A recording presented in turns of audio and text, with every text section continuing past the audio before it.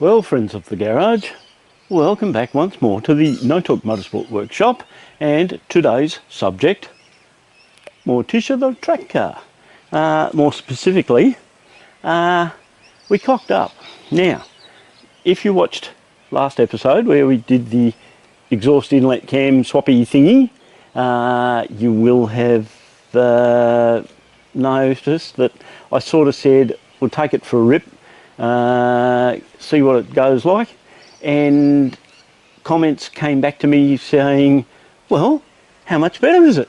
And you didn't film any of it. Take us for a rag in the car with the new camshaft. Both of those items probably come together with the same answer, that Idiot Features, when he was doing it up, forgot to tighten the 3 bolts on the front of the water pump where the pulley bolts onto the water pump, and as a result, pressure from the belt turning around the alternator, crankshaft, water pump, etc., on loose bolts, we ended up going, what's that funny noise? And if any of you, train spotters that were listening to the engine when we turned it over in the last episode would have said, gee, that's a funny noise. Well, guess what the funny noise was? The pulley on the front of the water pump kicked itself over, rubbing against all the covers and everything, and we buggered up the water pump anyway. The long and the short of it is, we're digging in, we're changing the water pump, we'll then take it for a rag, and we'll take you guys for a ride with us and see what this cam is really like. Let's go and get now. It's been pretty warm, as you can see. I'm sweating like crazy and it's 8 o'clock at night. We decided to do this job at night where it's a little bit cooler, so we're going to get into it. Now, showing you folks how to change a water pump is nothing new and exciting. I've already started pulling some of the parts of the engine apart. We've got the cam covers off. We're starting to get into the covers at the front there to get down to the water pump itself. We've got the car up in the air, getting the under tray off so that we can drop the water out of the cooling system and get into the water pump. So I'm not going to bore you with the rest of the details on camera of doing that sort of stuff. We'll come back to you in a minute when we start digging into the water pump itself. And with that, we have the old water pump out, and not that the camera's going to pick it up, but I tried it with the bolt, and there is the offending sucker that has completely stripped out. So lesson learned here by Rigger is not to leave bolts undone. It becomes an expensive process. So here's the new water pump, ready to go in. We'll just clean up some surfaces, get rid of a bit of a skunge that's hanging around down in there, put the new water pump in, reverse the process, put it back together, and we should be good to go. With that, we'll be able to test exactly how good that inlet exhaust swap was. Okay team, so we're continuing with the theme of working at night because it really is a lot easier with temperature wise. Right at the moment, standing here, if I turn around, try not to shine the lights in the camera, looking in the engine bay of Morticia. While I'm standing here, the sun during the day beats down straight on my back, so it's pretty warm. It's a lot easier working at night. Yes, we've got to work with a few extra lights and things like that, but it is a lot easier, trust me. Now, to bring you up to speed where we were since a moment ago when we had the water pump. Now I can't get the bloody light off the hook. Okay, where are we? So, we've got things back together. We've put the new water, we got the old water pump out. We've put the new water pump in. That's all straightforward stuff. You've seen plenty of other blokes doing videos on how to do that. I'm not showing you how to suck eggs. So if you don't know how to change the water pump in a B6, BP, whatever it is, then there's heaps of resources out there. Go look for it. The issue we had, which has been absolutely a bugbear for me, is that whilst we had all those front covers off the timing belt, we had to, of course, take off the harmonic balancer on the front of the crankshaft. When we're putting the harmonic balancer back on, can you believe it, trendsetters? We broke two, not just one, but two bolts trying to tighten up the harmonic balancer. I'm beside myself. Drilling into the broken pieces that are still left inside the crankshaft, getting out the easy out, belting it in there, winding it out. The first time was bad enough.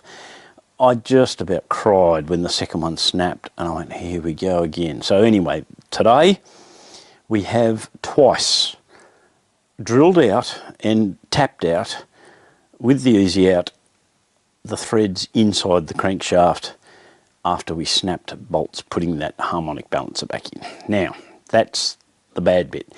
The interesting bit, what we have tried, now this is going to be not so much controversial, but a little bit interesting, and certainly going to be up to quite a bit of testing to see what the results are going to be, is that when we put the said exhaust camshaft onto the inlet side of the head, and we've done all of the timing which I showed you before.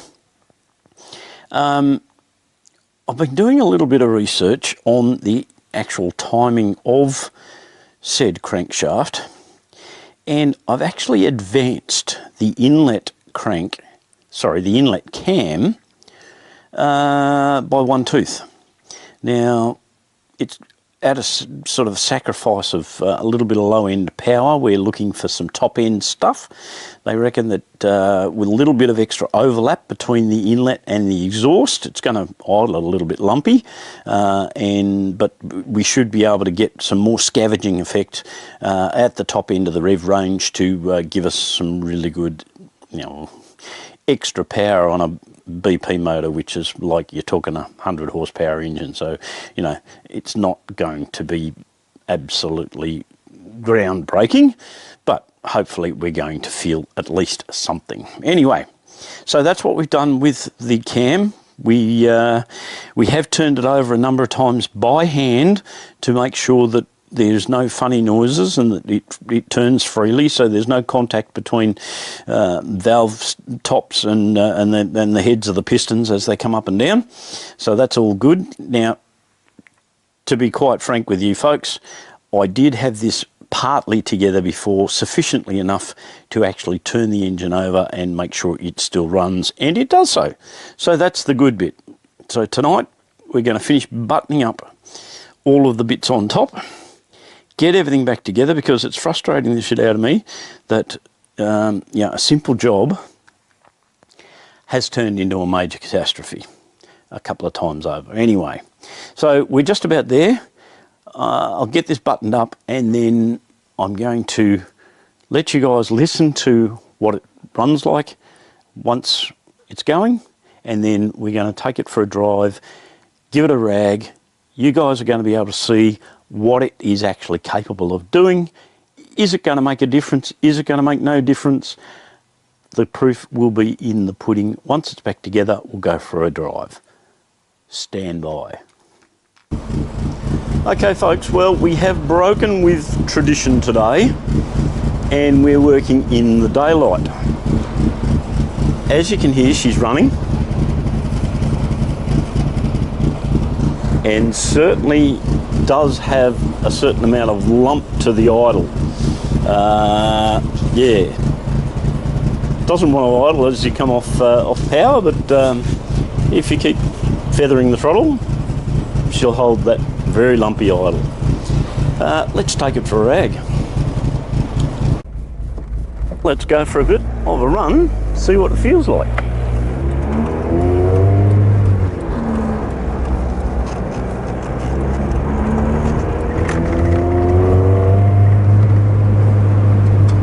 Still all running nice and smooth down in the bottom end.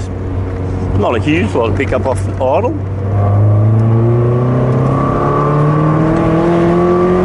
Wow, can't you feel it come on? Over about 4 grand. This is going to be fun.